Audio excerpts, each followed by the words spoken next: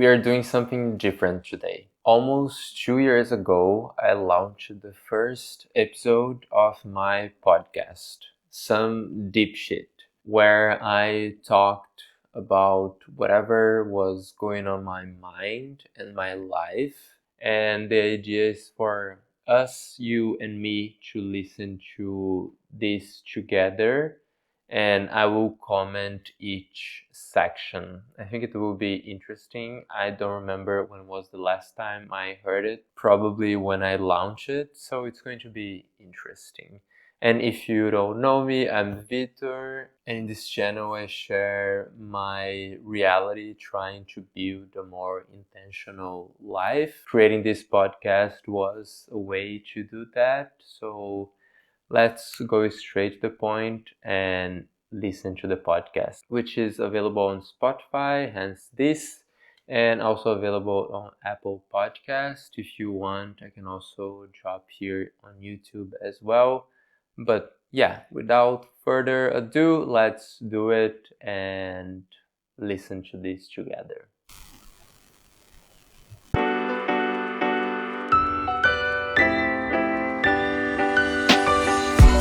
Imagine the first scene of Gossip Girl.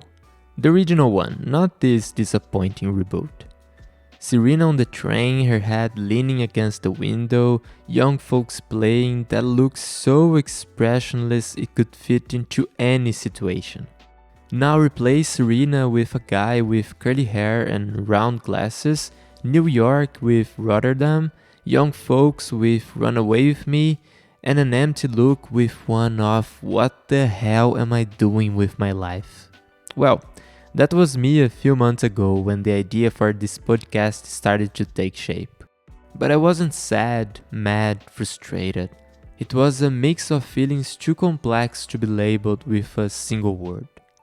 On one hand, I felt incredibly grateful to be where I am today, living the European dream with the man of my life, working in a company I've always admired, surrounded by wonderful people. That feeling of who would have thought I would be here. On the other hand, it felt like something was missing. Like a beautiful puzzle where the last piece is somewhere out there, waiting to be found. Beautiful, but incomplete. The other times I felt this way, I simply ignored it and carry on with life. Because usually that's what we do with uncomfortable feelings, right? Sweep them under the rug, try to forget, pretend nothing happened. But this time my curiosity was bigger than my fear. I decided to embrace the uncertainty and investigate. I had a clue as to where this missing piece might be. I just needed to try. If you've ever felt the same way, welcome. This episode is for you, for us, for our ignorance to find the missing piece.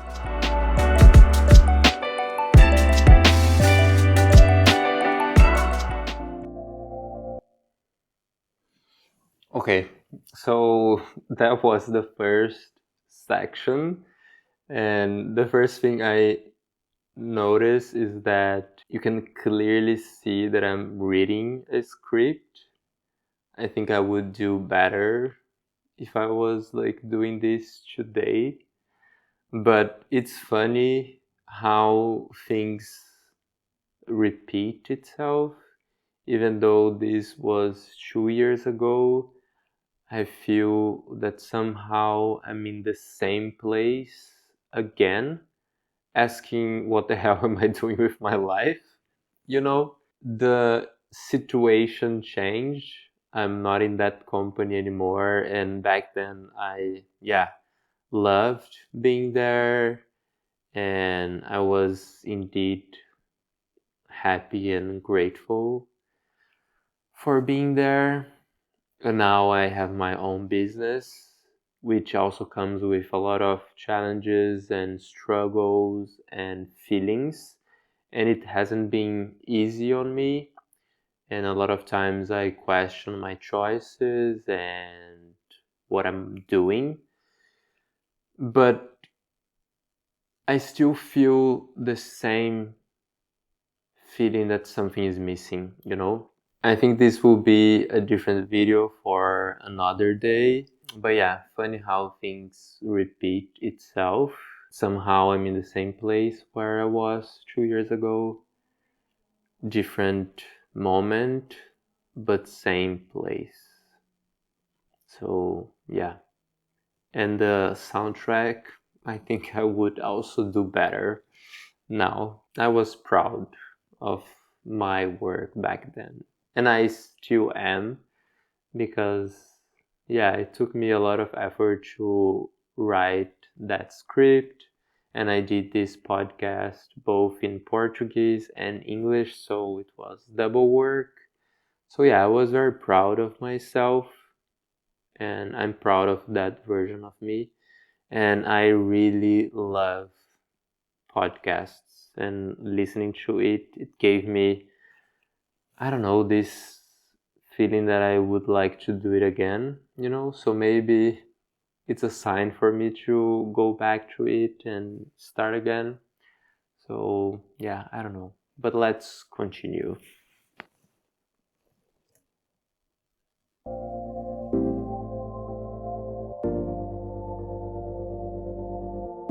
To understand the events that led me to the scene on the train, I beg your pardon to have my how to get away with murder moment and go back a little on the timeline, maybe a week or two before the day. It was a typical Dutch Saturday night, grey and rainy. Could we go out and do something outside? Yes, but the desire to cycle in the rain was zero. So my husband Marcus and I decided to have fondue at home and watch the Netflix movie with Reese Witherspoon and Ashton Kutcher, Your Place or Mine. He's an aspiring writer turned successful marketer. She's a book editor who gave up her profession to work at a school and give her son a stable and comfortable life.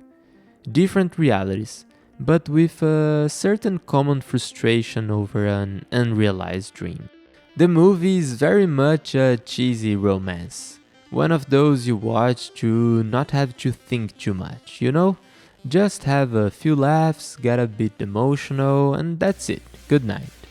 But what I took from it was a great existential doubt. Let me explain. Every time I watch or read something about someone who writes or would like to write, I keep wondering why on earth I didn't follow my dream of becoming a writer. Or why I don't stop procrastinating and start writing already. In 2016, Mari, who worked with me, read my birth chart and said I would work with writing. But not just any kind of writing. She specifically said I would write chronicles about life as it is. Not news, sports, fashion. Life. At the time, I was working as a public relations at a small agency in São Paulo, Brazil. I was finishing my journalism degree and feeling extremely lost. I had already worked in e-commerce, magazine, TV, but nothing seemed like the ideal job. I was trying to figure out what I would do with my life, and then she came and said that. And everything made sense. I chose to study journalism because I loved writing. Yes, like every young aspiring writer, I also had a blog when I was a teenager, which is still online, by the way. It was through Álvaro Pereira Jr.'s column in the late Folhetim, a section for teenagers of this huge Brazilian newspaper, that I learned there was beauty in mundane life. That even the simplest events can be beautiful and resonate with others.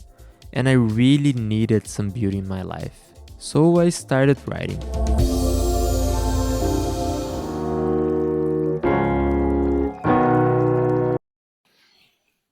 Again, I feel that like I'm living my life, but I'm stuck in the same place, you know, because yeah, I could say this all over again and it would feel very now, you know, because it's the same story. Like, I love writing.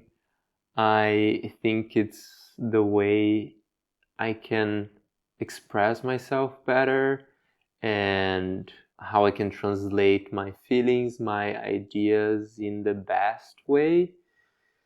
And I love writing. And nowadays, I keep seeing all these people making money on Substack, and I envy them because I would like to be one of them. And maybe that's why I started writing more there, because I want to be them, you know? I want to make a life out of my writing and make money with it, you know? But at the same time, I don't want to, because if this becomes my job, then I think I will lose the fun and it will become stressful.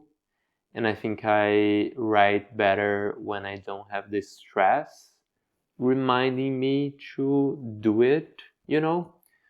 So, yeah, it's a paradigm, but I would love to be a writer, like full-time writer, I think.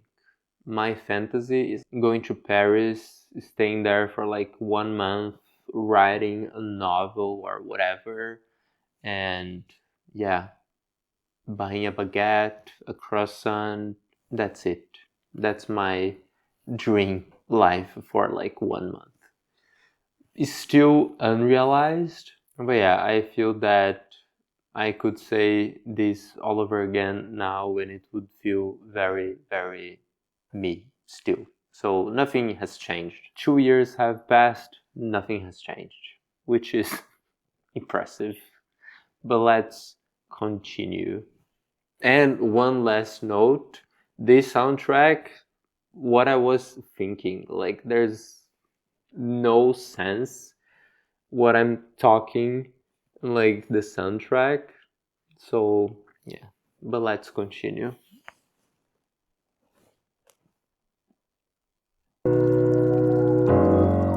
It was my way of escaping, fleeing from reality. Since I didn't feel secure enough to tell other people what I was really thinking, feeling, living, writing became my way of processing all of that. And there was a lot.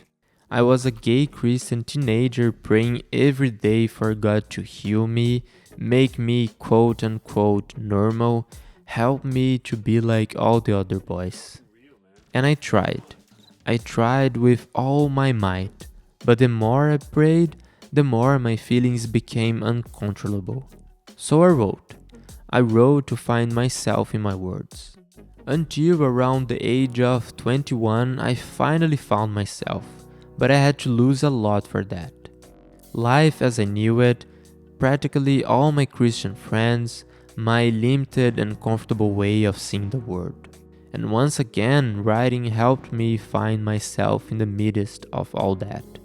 Although I regret some things I wrote publicly during that time, lacked emotional responsibility, I confess. But what I didn't find was the job as a writer that I envisioned back then.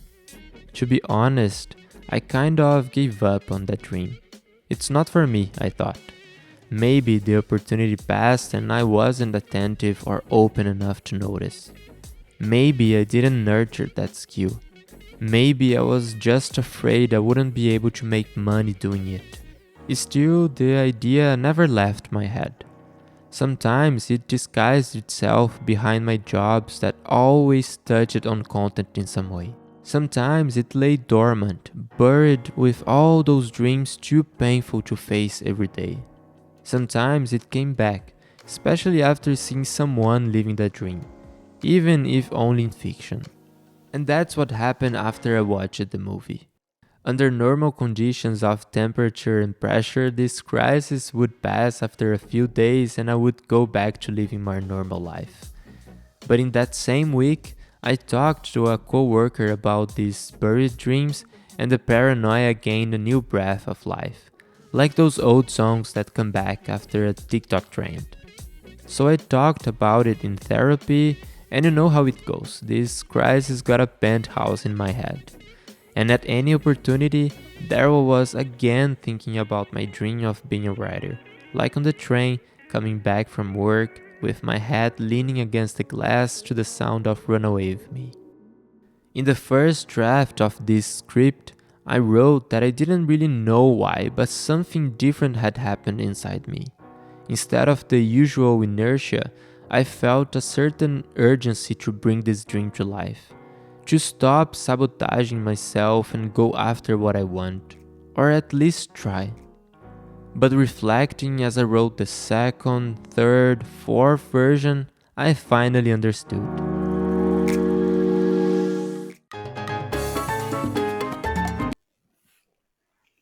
Yeah, maybe you will have learned more about me in these minutes than in all my videos here on YouTube. Because again, I express myself better when I'm writing. And I wrote that script so I could just put it all there easily, which I cannot do with my spoken words. But yeah, I don't know what to comment about this section. I think that writing has always been my coping mechanism, you know? It's how I deal with life, it's how I deal with the most difficult moments in my life. It's how I process my feelings and thoughts. It's how I get out of all the spirals in my head. And I think that it saved me somehow. I think that like writing all these years have been saving me like again, again, again. And somehow like I feel this calling, you know, for me to write and to say like, okay, let's commit to it and let's do it. Let's just do it, you know, and stop pretending that like other things will bring the same joy as writing. Let's stop pretending and do it.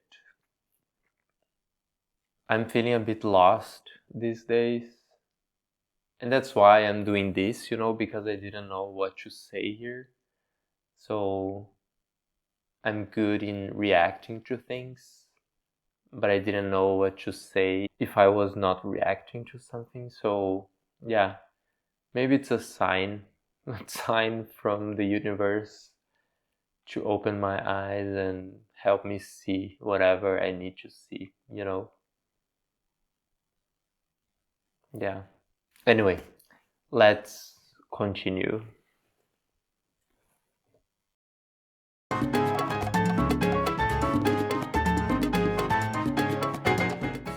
If you were expecting something surprising, I'm sorry to inform you that it's not. Basically, Sex and the City is what happened in my life and brought me to this exact moment. I've known the series since I was very young. I remember watching Sex and the City on TV after midnight and thinking it was something pornographic. And I confess that I caught myself watching a few times to see if I caught a glimpse of something. Gay kid, right? That was the image I had of the series. And despite hearing a lot of people talking about it, I didn't really care. When the second movie came out and I saw that Miley Cyrus had a small role, I got more interested. After all, despite Taylor holding a special place in my heart, I've connected with Miley in a surreal way since I was 13.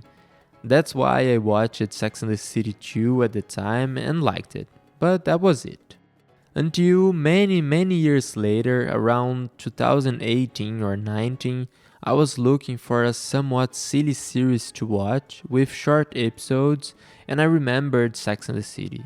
I started watching and it wasn't love at first sight, but I liked it enough to continue. It had New York, fashion, good characters, romance, Samantha.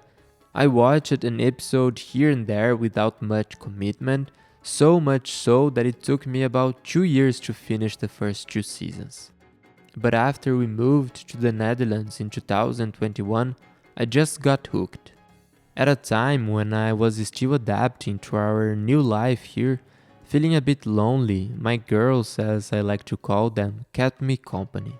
It was as if I were there with them, a fifth element in the most intimate and mundane conversations, and I fell in love for good. To this day, there hasn't been any series of the same style that has reached the level of Sex and the City for me. The characters, the evolution throughout the seasons, the relationships, experiences, the wardrobe. There's a lot that hasn't aged well, there sure is, but the warm feeling in my heart when I watch it is unbeatable. And I already feel bad just thinking that and just like that will end at some point. It's not even comparable, I know, but I just want my girls around. While I was watching it, all I could think about was how I wanted to have Carrie's life. I think she's very self centered, annoying at times. She messed up big with Aiden, and the whole story with Big was a huge delusion. The signs were all there from the beginning. Yes, Carrie, I think it was a big mistake. But the part about making a living from writing, with a weekly column about life, some articles for Vogue, money to buy some designer stuff, a podcast down the line, that's the life I asked the universe for. Can you imagine doing whatever I want with my days, using my experiences as themes for my text, making money from it, having the flexibility to write from anywhere, publishing books? That's what I visualized for myself back then, and it never happened. With the arrival of the second season of And Just Like That, I started living with this thought more frequently, and I really wish that was my life. In the episode of Podcast with Bruna Tavares, founder of the giant Brazilian makeup brand of the same name, she said that she creates environments for the things she wants to happen. For example, she has always dreamed of having a line with Disney, so she created the environment for that to happen. She went to the parks, met people who worked there, studied everything about Disney. Sort of cultivating the ground for the dream to become reality, you know? And maybe that's what I did, even unconsciously. By imagining myself having Carrie's life, I created the environment in my own head for that to become reality. And when I asked myself what the hell I was doing with my life, I was finally ready to go after that missing piece. Enough of putting it off. Enough of thinking it's not for me. Enough of believing I'm not good enough. I have everything I need to start, so I just need to start, one word at a time.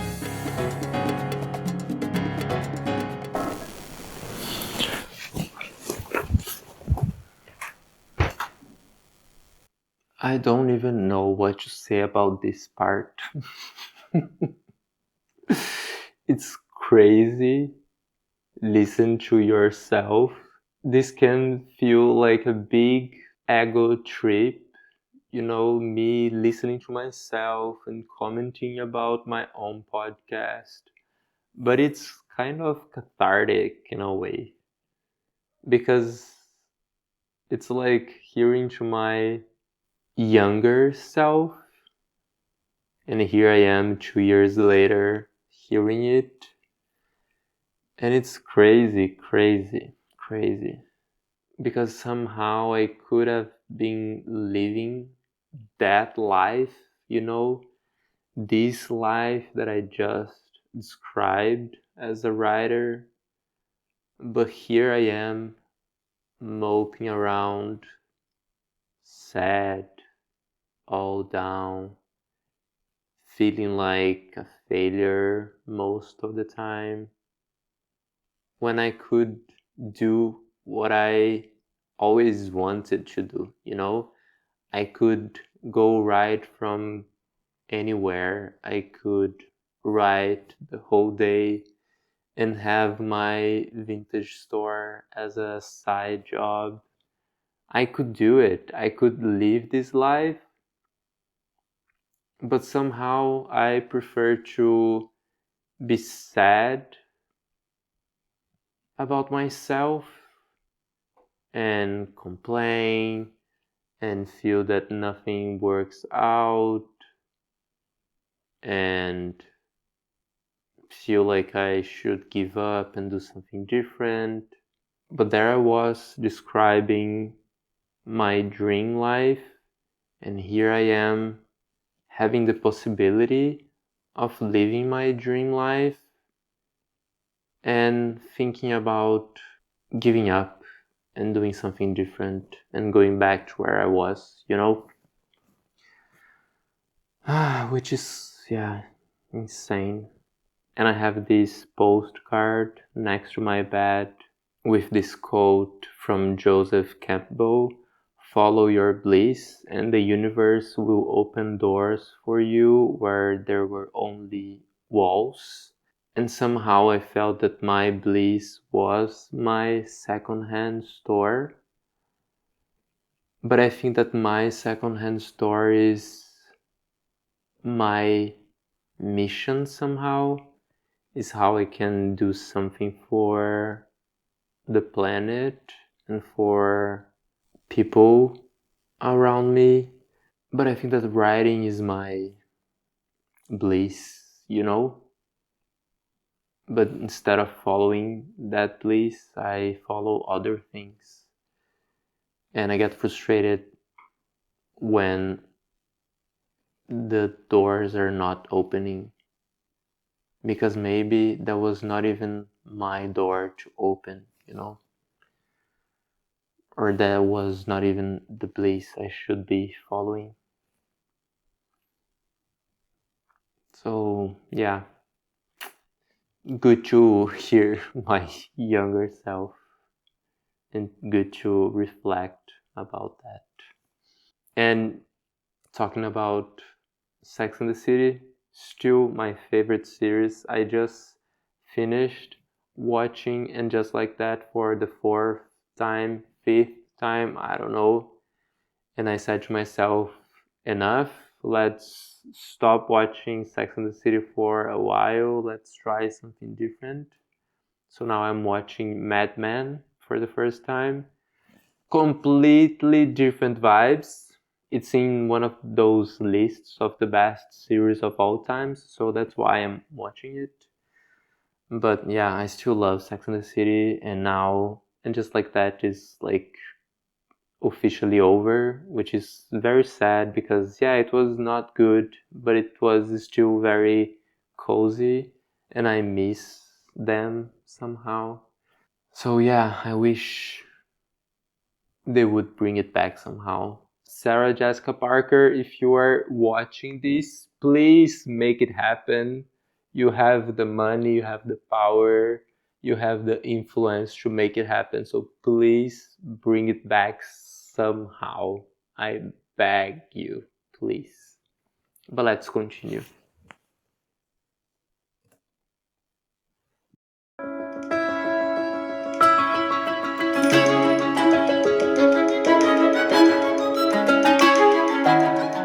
When we see stories of people who went in search of the missing piece, it seems like everything happens so quickly and easily for them. One day they started writing, and the next week they already had a book published. They posted a video on YouTube and boom, 1 million followers. From the outside, it may seem easy, and for some people it might be. But for the vast majority, it's a long process between the first thought of I'll start and finally putting something out in the world. Since that scene on the train, several months have passed, for example. In the first few days, I spent time analyzing the ideas I had and defining what I would do. It was pretty much settled in my mind that it would be a podcast. I could combine writing with a format I love and consume a lot, but the concept went through changes. The first idea was for a podcast where each episode would be inspired by a song, with the first based on Run Away With Me by Carrie Bradshaw, because it was the song I was listening to on the train. But as I began to think about what I would talk about, I realized my heart was elsewhere. That's when the concept of this podcast began to take shape, and I decided to go in this direction. Once I had defined what I would do, I moved on to creation and started writing. I started with a paragraph, literally, and it took me a while to move past that. I always began by reading that first paragraph and ended up changing one thing or another, until I was happy with the result and moved on to the next, and the next, and the next. But this stage of the process is not linear at all. Just when I thought I was on the right track, I reread everything and felt that something was wrong. It seemed like it wasn't true enough, that I wasn't there 100%. So I stopped, sought inspiration from Pixar, and started changing everything. This part goes here, I'll deal with this later, this is missing here, and so on. I'm very much a perfectionist and self critical, so it's a split second for me to fall into this place of I'm crap, everything I do is terrible, who am I to write anything? That's why I tried to be kinder to myself this time. Otherwise, I would drop everything halfway and fuck it. Of course, I fell into that place a few times. After all, I've been giving space to it in my head for years, but I managed that voice well. And most importantly, I enjoyed the process. I usually write on the train back from work. It's 40 minutes where I completely lose track of time, as if all that existed were me, the notes on my phone, and my words. Nothing else. Since I didn't have a deadline to submit this text, I could do it in my own time, peacefully. Writing, reviewing.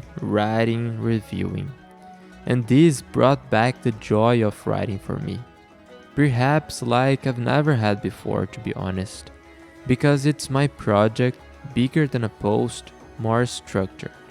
Anyway, I feel like a true writer, but without the pressure of making money from it.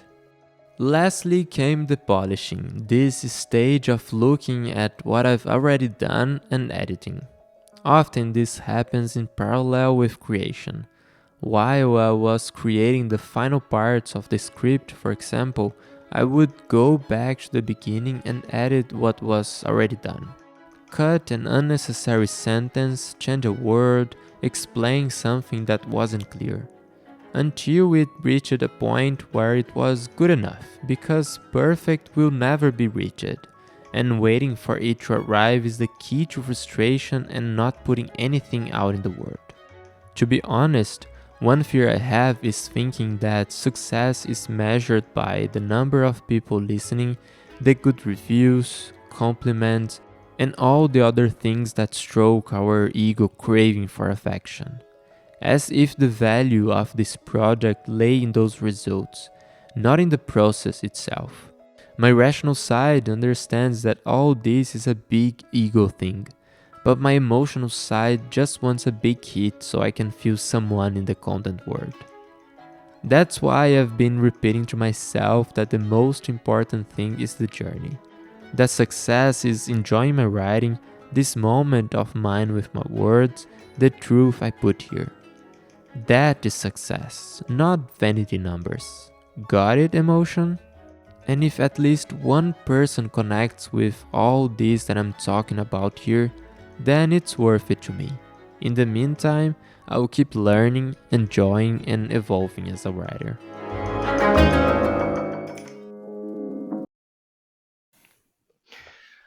Oh, wow. Mm. Ay, yeah, it's funny listening to this, knowing what happened after that. You know, I think that when I started creating that podcast, I was so hopeful indeed. I was enjoying the process so much because I think that for the first time, I was actually doing it without any pressure, because no one knew about this project. So I was doing it on my own pace. I didn't have a schedule, I didn't have a plan. I was just writing for fun. And it was so much fun. Like, I remember all those train rides writing, not seeing the time pass, and just enjoying it. Even when I was tired from work, I would just sit there, take my iPad with my cute keyboard and write, you know, just write. It was so much fun. But then, spoiler, when the numbers were not matching my expectations, I kind of gave up of the podcast, even though I had one listener, at least one listener, telling me that it was good and it was making them think about their own lives. I stopped because it was frustrating for me to invest all those hours and not having enough people listening to it. And it was at the same time where I was also like trying to get promoted at my previous job and it was not working. So I don't know, I was kind of like feeling like a failure in all of those things. And I stopped. But yeah, I wish I had kept that same feeling. Do it for fun, enjoy the journey, enjoy the process. And it's funny because now, 2 years later, the same thing is happening again, but now with Avesso, my vintage store. Same thing. I would do it for fun, I would enjoy the process. But when the results they're not coming as I expected, then I question everything and I want to give up. So yeah, my life is this constant cycle repeating itself somehow. And I have to get out of this cycle. I have to break this cycle. I have to change. And yeah, it's time. It's about time. But yeah, I love to see that I was like so happy doing that, that I just wanted to do that. And yeah, I love that for me. Thank God I did that for myself because it was important for myself. And as I said, it's easier for me to write when I don't have the pressure to make money out of it. And I was working, make good money out of my work, so it was a good combination. So yeah, but let's continue.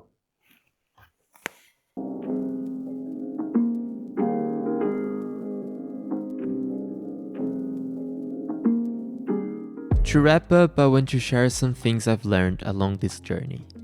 The first is that seeking what's missing doesn't mean ignoring all the good things in our lives. On the contrary, it means recognizing what makes us happy and going after what could be better. For example, I hesitated for a while to get this podcast off the ground for fear of seeming ungrateful or unhappy with the life I have. As if by questioning what I'm doing with my life, I were automatically deleting all the things I'm grateful for. As if I couldn't be happy and at the same time want to change something that no longer seems to make sense. As if I had to choose between having peace and having the missing piece. But you can have both. In fact, it's precisely this peace that gives me the energy to pursue what I lack. One wouldn't exist without the other. So to you out there who feel guilty for wanting to change something in your life, I see you. And I tell you it's okay. It's time to let go of the guilt and put curiosity in its place. Another thing I've learned is that this journey in search of the missing piece is not a straight line. Because if we knew where it was, we wouldn't waste time looking. But we don't know, so we have to search. Look under the rug, under the couch, inside the vacuum cleaner. Maybe we'll get dirty, find some strange bugs, hit our heads. It's part of it. The important thing is to keep looking and enjoy the process. In the end, all this will turn into good stories to tell. Look at my case. I started actively searching for this piece back in 2018. It had been about 2.5 years since I was at the public relations agency, and I knew that wasn't what I wanted to keep doing. I loved the people I worked with, loved almost all my clients, loved the opportunities they gave me, but I hated pitching to journalists, following up, creating news out of nothing just because the client wanted it. And if there's one thing I can't do, is do something half-heartedly. And I couldn't give my best there, so I quit and went to find out what to do next. Huge privilege, I know. I started watching self-development videos on the internet, reading books, reflecting on my whole life. And everything kept leading me to this place of writing. It's funny how many places talked about thinking about the things we liked to do as children when our only obligation was to play, without pressure to be good or to do something specific right. And I loved playing with my action figures, creating stories for them without mixing toys from different universes, please. Filming videos with our newly bought Cybershot. I had fun doing all that, but over time, the pressure to be someone in life distanced me from that place. Who hasn't, right? So I knew there was something there to be rescued. Then in 2019, the company I worked for closed and I was unemployed. Once again, I found myself reflecting on my life and what I wanted to do with it, and there was writing again. I even started a small business writing stories for couples while I didn't find a job. Then I got a job as a content writer at a fintech and got closer to my dream, and at the same time, further away. Since I worked writing content every day, I started to associate writing with work. I even tried to regain the pleasure of writing with an Instagram page, but I didn't have the energy for it or the maturity to separate one thing from the other. So I gradually distanced myself. Then we moved countries, I went to a more operational job, and I found myself with the mental space needed to create again. And here I am. In other words, a completely non-linear search. And it definitely didn't happen overnight. The important thing is to listen to our intuition and try. We might be surprised. And it's also okay to find out later that, in fact, that wasn't the missing piece. Or that it was, but it stopped being. Life is cyclical, change is a certainty. Just stay open and sensitive to the clues that appear. They're everywhere, especially inside us. Lastly, I've also learned that it's essential to hold on to the things we know. Just because one piece is missing doesn't mean the whole puzzle is wrong or out of place. On the contrary, if we reach at the last piece, it's because we've managed to put everything else in place, and that matters a lot. When we start to question something, it often turns into a snowball that never ends, as if nothing made sense anymore. And that's not true. There are things that are certainties, and these certainties help to ground, to understand that a lot can change, but that will remain. A person, a place, a routine, a piece of clothing. Like anchors that keep us safe when everything starts spinning around. I have some certainties, one of them being my best friend, Bia. We may live in different countries, talk a few times, but I know she's there for me. And she always will be. Whether to listen to me vent, to tell her some news, to laugh at stories from the past, to cry over present sorrows. And that calms me, grounds me, because I know that if everything falls apart, she'll be there to hold me and remind me of who I am. So have your little list of things you know won't change, no matter what happens. They'll help you not to lose yourself on this journey of discovery. Okay?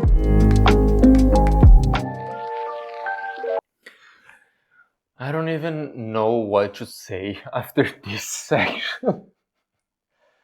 I just, yeah, kept asking myself, how can I be so wise sometimes and so dumb a lot of other times?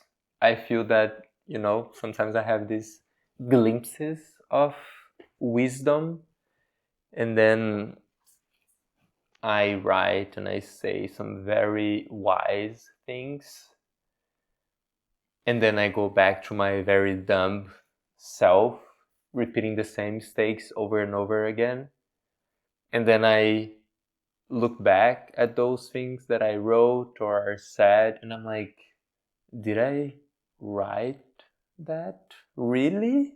Am I that wise? Because, yeah, I think that for some reason, Victor from the past was writing for the Victor in the future, was writing for me. And somehow, for some reason, I think that the universe was just telling me to listen to this again. And I had to listen to this again. So, thank you, younger self, for writing this, for creating this, because somehow I had to listen to this today. What do you think your younger self would have told you that you should read today, Anyway, let's continue.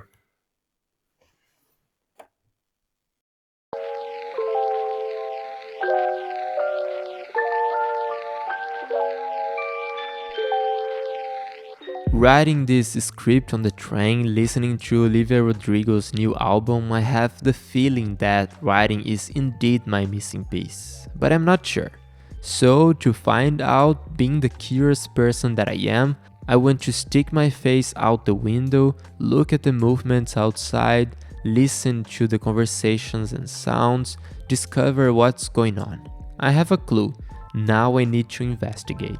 Meanwhile, I'll be sharing some deep shit here with you. I promise to put my heart into it and be as real as possible, okay? I don't promise to open up my whole life because, privacy and mental health appreciate it, but I'll share experience that might resonate with you. And I invite you to investigate with me. If you've made it this far, it's because you connect with this in some way. And if you want to share that with me, write to me, I'd love to hear from you. That's it, until the next episode. Ciao!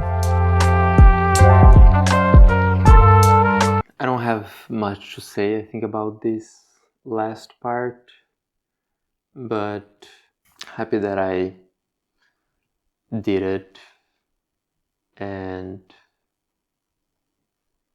I still feel that writing is my missing piece, and I have to do it and go all in. But let's finish this.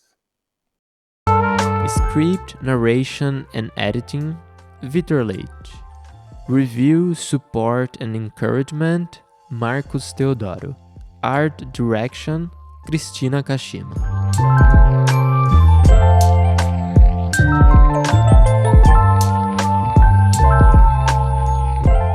You thought it was only in Marvel movies that there are post-credit scenes? Nope, here we have them too. I mean, there's a post-credit section since this is a podcast and not a movie. Well, you get it. I wrote this script in September 2023. At that time, I was really excited to get this podcast off the ground.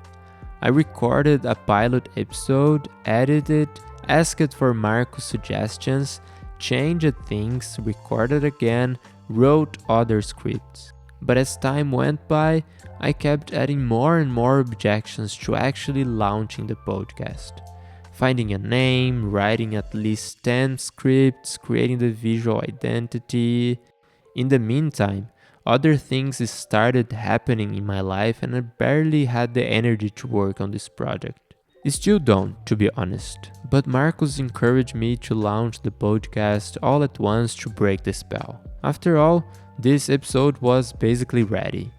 So I decided to do this as my 30th birthday present to myself. I don't feel totally ready for it yet, but launch it is better than caps in a computer folder, right? And so I begin this new decade of my life betting and investing more in myself. Because the majority shareholder in our own dreams has to be ourselves. We can't leave control in the hands of other people or any external factor. If you have a dream or a project shelved, this is the sign for you to finally bring it to life. Even if it's not perfect, even if you doubt yourself, even if you're ashamed, do it for yourself. Your future self will thank you.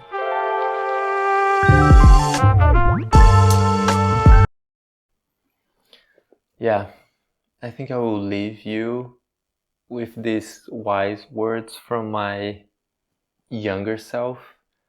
I couldn't put it better, but it's a lesson for me as well. I have to just stop waiting for the right moment and just do the things I want to do, especially now that I can do it and I have the time, which is a huge privilege. So, yeah, somehow listening to this was like a slap in my face, and I needed this slap. I don't know if it was a slap on your face as well, but yeah, it was for me. So I will just reflect on that. I don't have much to say. I will sleep on it, think about what my younger self told me. And it's cute hearing that I was doing this for my 30th birthday because now I'm 32. So yeah, 2 years have passed. And here I am in the same place all over again. Thank you, younger self, for doing this. Thank you for watching. Thank you for listening. Yeah, if you liked this, subscribe to the channel. And if you have questions, let me know here in the comments. And if you want to hear the next episodes, I will leave the link here in the descriptions. But also, like, if you want to see me reacting, commenting on the next episodes, let me know here as well. It was nice doing it and I needed this. So yeah, sometimes things happen in a weird way. But that's all. That's all for today. Take care, se cuida, and I'll see you in the next one. Ciao!